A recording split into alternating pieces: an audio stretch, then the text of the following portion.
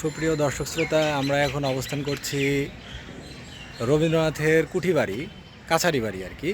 এটা হচ্ছে সিরাজগঞ্জ জেলায় শাহজাদপুর কাছারি বাড়ি। বাংলা ভাষা ও সাহিত্যের অসামান্য একজন সাহিত্যিক কবি, প্রতিভাবান একজন সাহিত্যিক রবীন্দ্রনাথ ঠাকুর।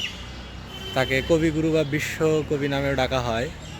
তার কাছারি বাড়ি এটি সিরাজগঞ্জে, অর্থাৎ বাংলাদেশের সাথে যে কয়টি জায়গার স্মৃতি তার জড়িয়ে রয়েছে, শিলাইদহ, কুষ্টিয়ার শিলাইদহ, সিরাজগঞ্জের শাহজাদপুর, আত্রাই, রানীনগর, ওই এলাকার প্রতিশহর জমিদার বাড়ি, নওগাঁ এলাকায়, এই স্থানগুলোর সাথে রবীন্দ্রনাথের স্মৃতি জড়িয়ে রয়েছে। অর্থাৎ বাংলাদেশের এখানে তার কাছারি ছিল, বিভিন্ন সময় তিনি এখানে এসে থেকেছেন এবং তার জমিদারিত্ব এগুলো তিনি দেখাশোনা করতেন। এজন্য এই জায়গাগুলোর সাথে তার অনেক স্মৃতি জড়িয়ে রয়েছে এবং এসব জায়গায় তার বিভিন্ন কালজয়ী রচনা এসব জায়গায় বসে রচিত হয়েছে। তো সেই কুঠিবাড়িতে বা কাছারি বাড়িতে আজকে আমরা এসেছি, শাহজাদপুর কাছারি বাড়ি। এটা হচ্ছে তার ক্যাম্পাস। এখন এটা বর্তমানে জাদুঘর। এটা প্রত্নতত্ত্ব অধিদপ্তরের অধীন। 30 টাকা দেশি পর্যটকদের জন্য এখানে প্রবেশ করা যায়। আমরা সেখানে প্রবেশ করেছি এবং এখানে দেখতে পাচ্ছেন এটা ক্যাম্পাসে অনেক ফুল লাগানো হয়েছে এবং ওই যে মেইন বিল্ডিং ওই পাশটাতে আমরা ওখানে যাব এবং চারপাশে সবাই ঘোরাফেরা করছে এবং ছবি তুলছে। বেশিরভাগ মানুষ এখানে সবুজ প্রকৃতি পায়, ক্যামেরা নিয়ে এসে ছবি ওঠায়, এখানে তারা সময় কাটায়।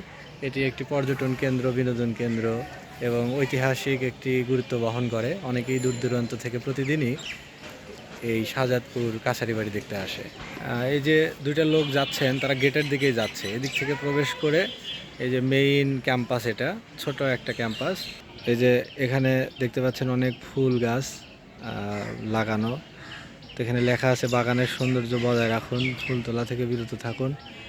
এছাড়া দেখুন তিনটে তাল গাছ দাঁড়িয়ে আছে।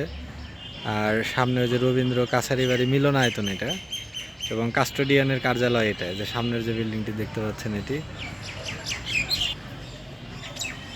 এবং এই যে এটি হচ্ছে গেট, এখান দিয়ে আর কি আসতে হয়। যে সামনে দেখতে পাচ্ছেন গেট দিয়ে আসার পরে এই যে ডান পাশে এটা বাগানের মতো। এখানে এখানে অনেক লোকজন এসেছে, তারা ছবি উঠাচ্ছে, ঘুরছে।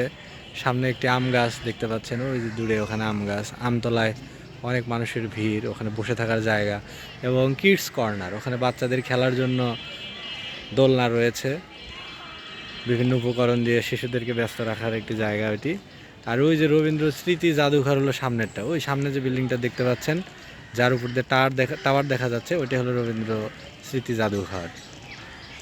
এই তো রবীন্দ্র কাছারি বাড়ির ভিতরে আমরা ক্যাম্পাসে ঘোরাফেরা করছি, ঘুরে দেখছি, আপনাদেরও দেখাবো।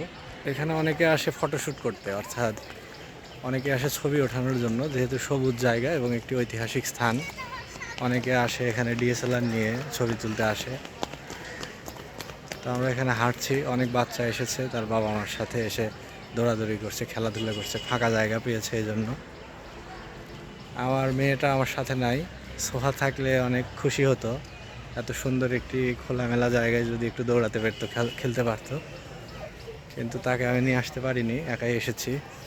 সোহাকে কখনো সময় পেলে নিয়ে আসবো, ও দেখলে অনেক খুশি হবে। যে সামনে আপনারা যে এখানে দোতলা বিল্ডিংটি দেখতে পাচ্ছেন, এটি কিন্তু জাদুঘর।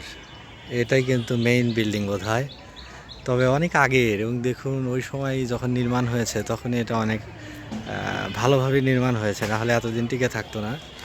তো এখন বোধহয় এটা সাময়িকভাবে বন্ধ আছে, ওখানে নোটিশ দিয়ে লেখা হয়েছে যে আন্তরিকভাবে দুঃখিত, সংস্কার সংরক্ষণের কাজ চলমান থাকায় রবীন্দ্র স্মৃতি জাদুঘর বন্ধ রাখা হয়েছে। তো আর এই পাশটাতে তো অনেক সবুজ বা বাগানের মতো, ইটস লাইক এ বাগিচা, এটা গার্ডেন, অনেক ফুল রয়েছে দেখতে পাচ্ছেন। যেটা কী ফুল আই ডোন্ট নো, আমি জানি না। দেখে ফুলটির একটু কাছে যাই, দেখার চেষ্টা করি যেটা আসলে কী ফুল। এই যে কত সুন্দর ফুল ফুটে আছে, এই ফুলের নাম কি আপনারা কেউ জানেন? আমি জানি না, যদি কেউ জানেন আমাকে বলবেন যে এটা আসলে কী ফুল। সাদা ফুল, গোলাপি ফুল, বাতাসে ফুল দুলছে, নড়ছে, খুব সুন্দর একটা দৃশ্য। এবং এখান থেকে ওই যে সামনে প্রবেশ গেট, এই পাশে হচ্ছে আমতলা, এই যে আমতলা যেখানে অনেক মানুষ এসেছে। আমরা মেইন স্মৃতি জাদুঘরের সামনে, তবে এটা এখন নাকি সংস্কার কাজের জন্য it is closed now, maybe for a certain period of time, বোধহয় অল্প সময়ের জন্যই এটা বন্ধ রয়েছে, এক সময় এটা হয়তো খুলে দেবে। তো এটা নির্মাণ হয়েছে অনেক আগে এবং এখনও টিকে আছে। এগুলো বাংলাদেশের বলা যায় যে একটু আগেকার স্থাপনার ভিতরে অন্যতম একটি। এবং যেখানে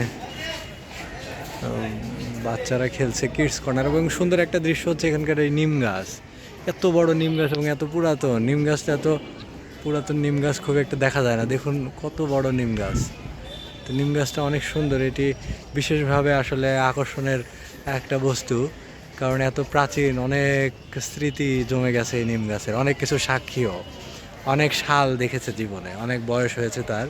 কত বছর আমি জানি না, বোধহয় একটা ফলক এখানে ঝুলিয়ে দিলে ভালো হতো এই নিমটা সম্পর্কে, কে লাগিয়েছেন, কত বছর পুরাতন, তাহলে দূরের মানুষগুলো এসে অল্প সময় জানতে পারতো।